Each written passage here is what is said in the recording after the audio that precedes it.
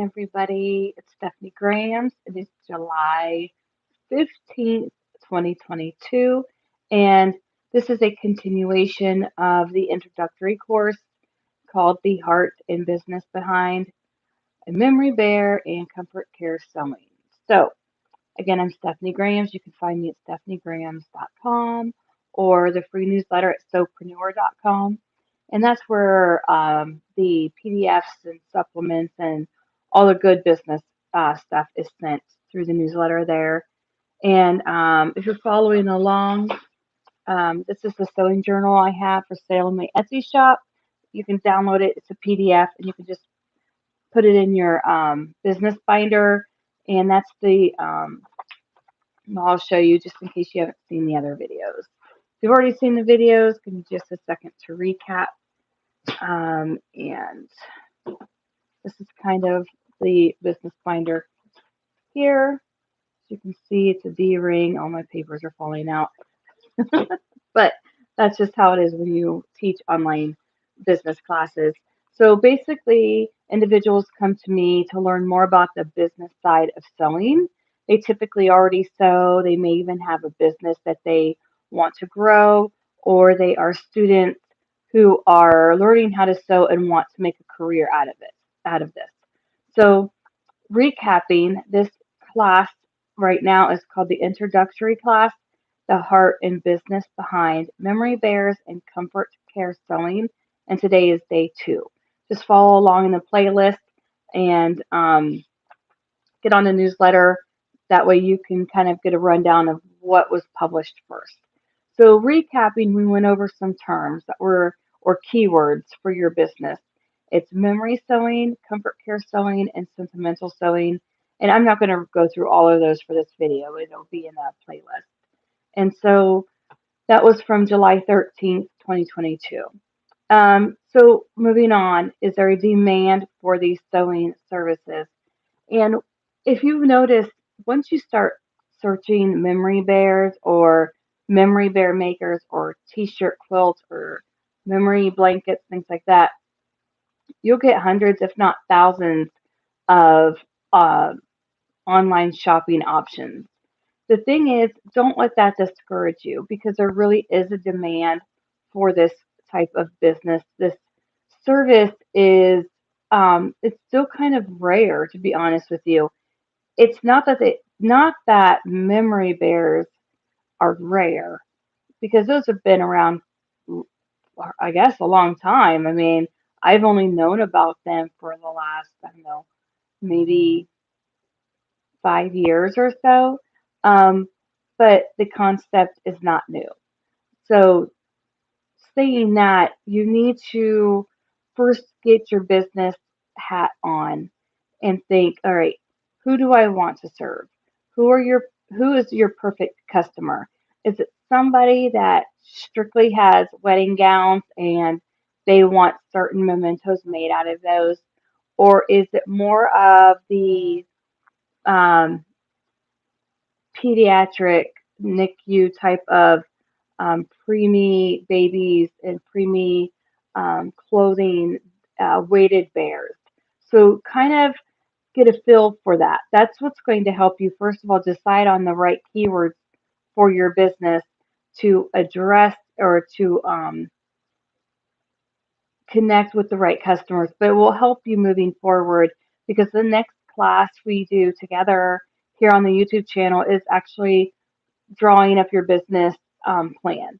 So hopefully you started from the very first videos and it was only a couple days of um, getting your business set up properly, like legal considerations, taxes. Um, we're going to go deeper, but hopefully by the time you get to the next um, phase, you've got some business information down. So if not, don't worry. There's no time limit. These videos shouldn't be going anywhere anytime soon. I mean, probably in 2023 they'll be taken down or blocked or something like that. But right now, take your time, go through the lessons, reach out the newsletter, those that on my newsletter that send me questions, they're always answered first, because it's easier to know that you're a real person and not the spam that I get. But so is there a demand for these sewing services? And yes, there is a demand, and the demand continues to grow. And the reason it continues to grow is because more people are becoming educated on this type of sewing service. So keep that in mind. But there's two other reasons why it's starting to trend up. The second reason would be people realize that the clothes that they hold and have bring memories to them and can bring comfort to them. And instead of keeping those clothes in a box hanging in the closet or just, kind of preserving them, they're learning that they can, reason number three is they can upcycle those meaningful items.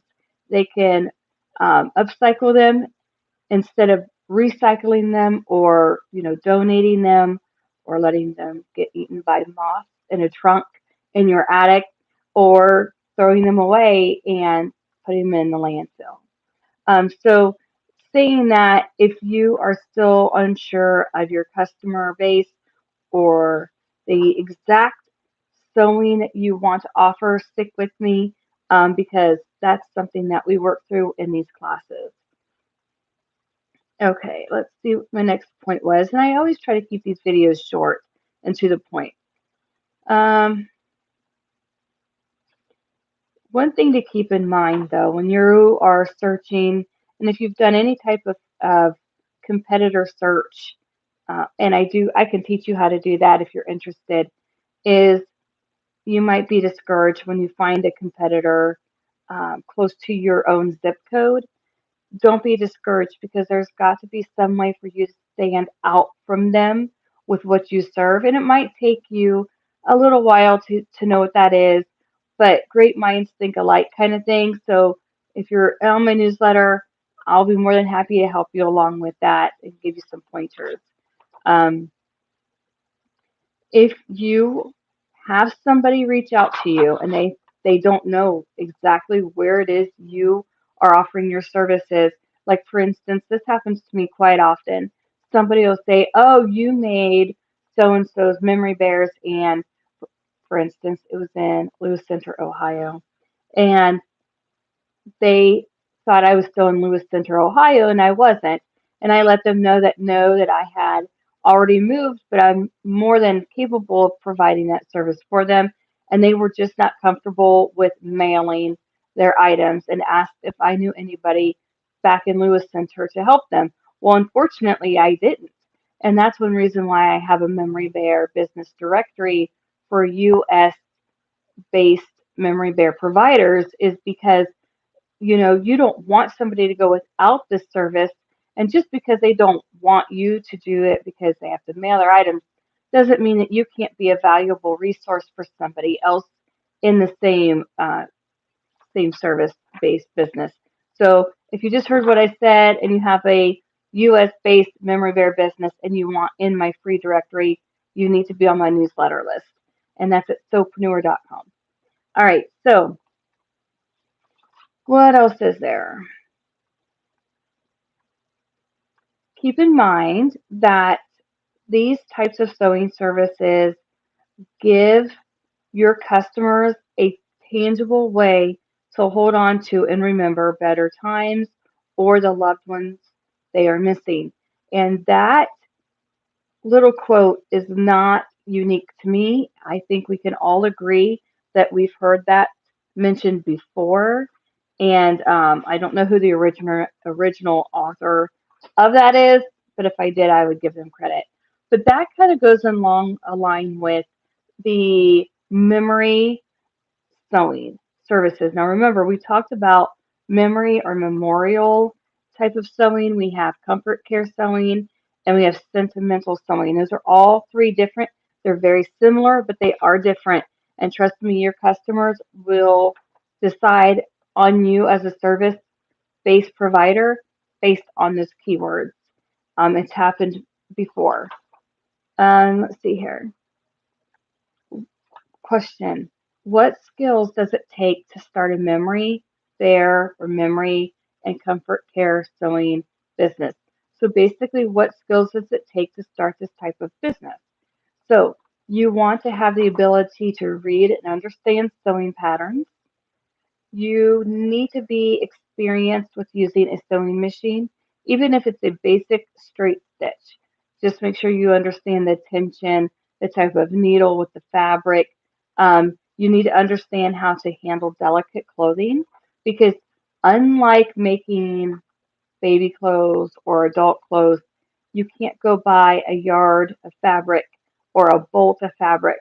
Once you cut these delicate pieces of clothing, there's no going back. And then you need to have the ability and desire to learn as you go. I don't mean mess up as you go. So make sure that you have the basic understanding of the fabric you're working with and the type of machine that you're using. Um, be sure to ask yourself and be honest with yourself on your quality of sewing.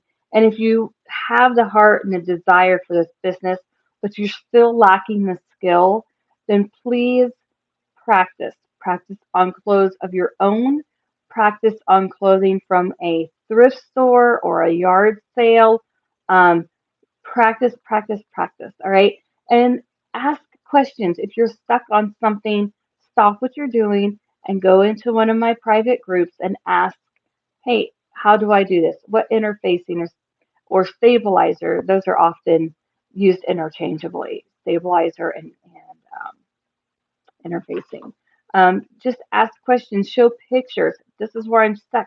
What am I doing wrong? Don't be afraid to get advice from others that have been in the industry for longer than you. That's why we are all here. At least in my groups, we're here to support and help one another. So be sure to ask questions. How long have you been using a sewing machine? Let's see here. The reason you want to ask yourself that is because the more comfortable and confident you are in using your sewing machine, that will actually show in everything that you do, all the work that you put out in the marketplace.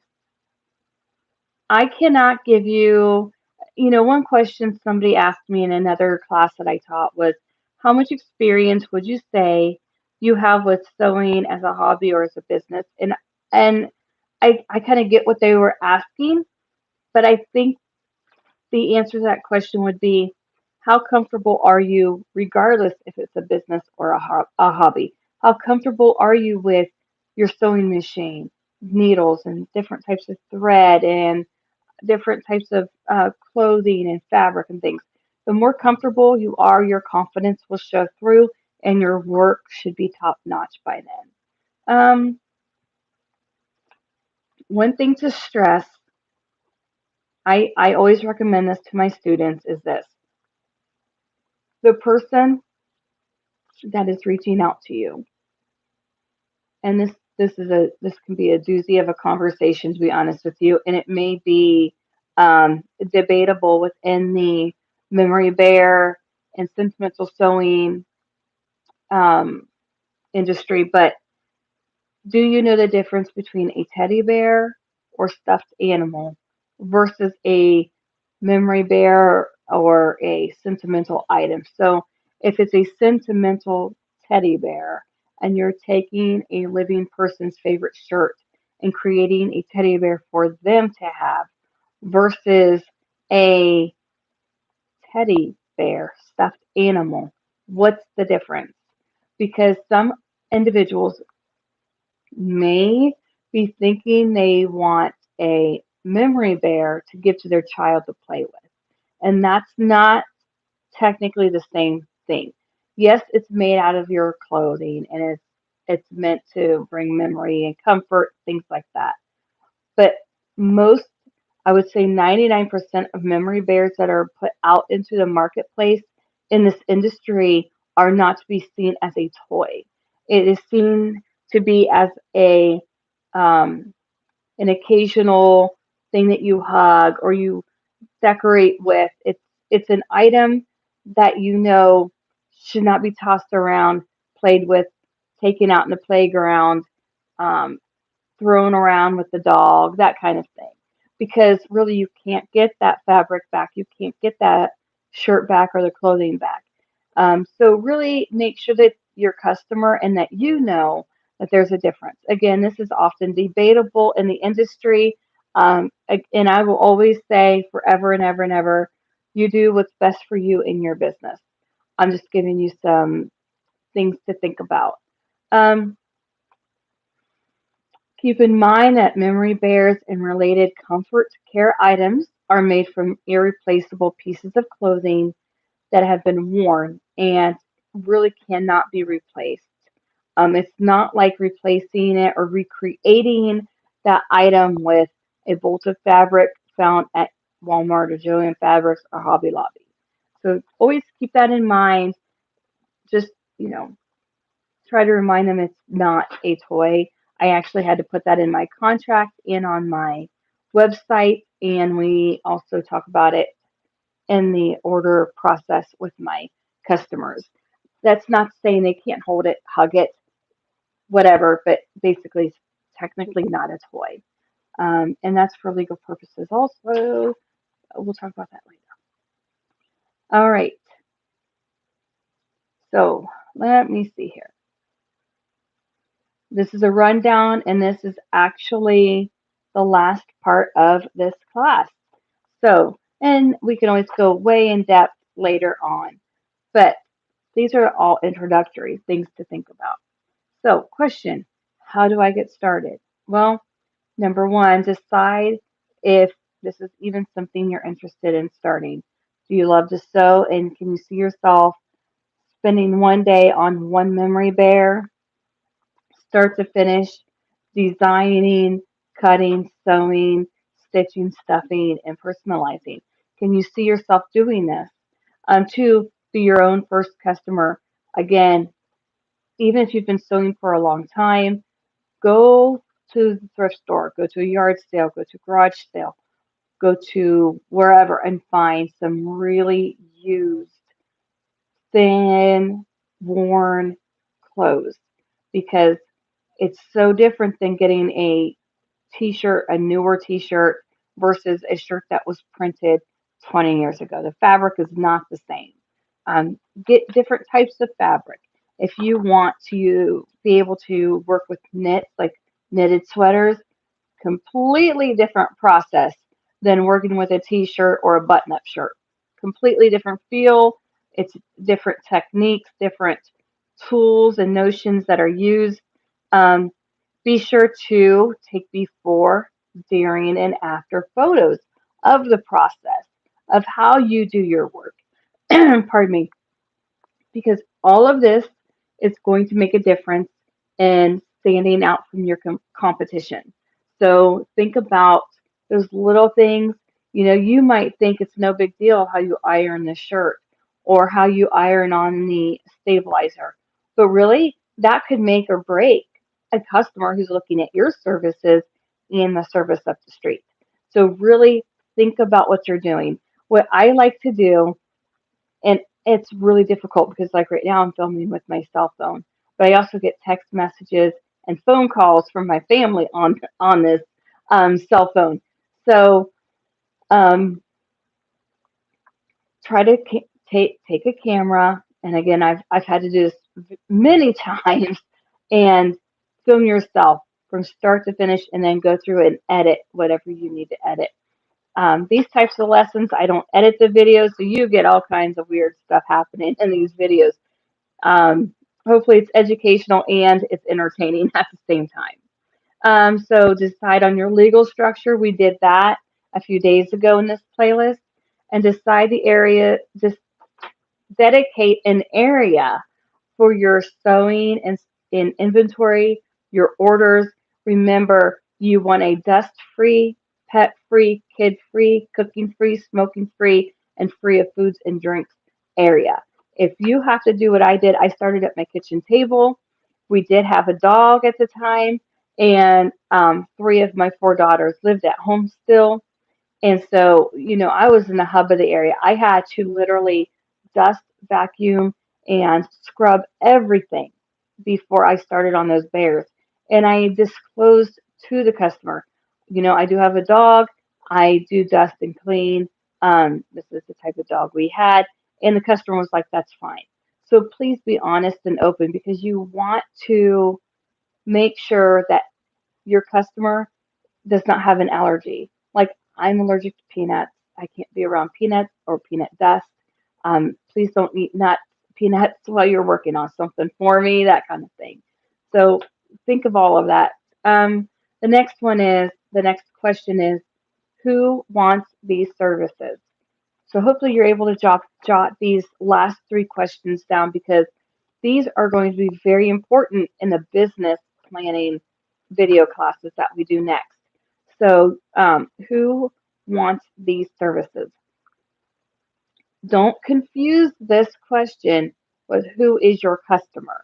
We're not to that point yet. But who wants these services, right? Well, anyone wanting to preserve their favorite clothes or the clothing of a loved one that has maybe passed away or in comfort care. So, who wants these? Retirees looking to downsize their belongings and to leave a legacy. And it's not just retirees, it's not a certain age group. Even me, if I think of a shirt I know one of my daughters loves, I should be putting it into a memory bear for her. Think of college students who want to take their high school clothes with them in the form of a sentimental blanket.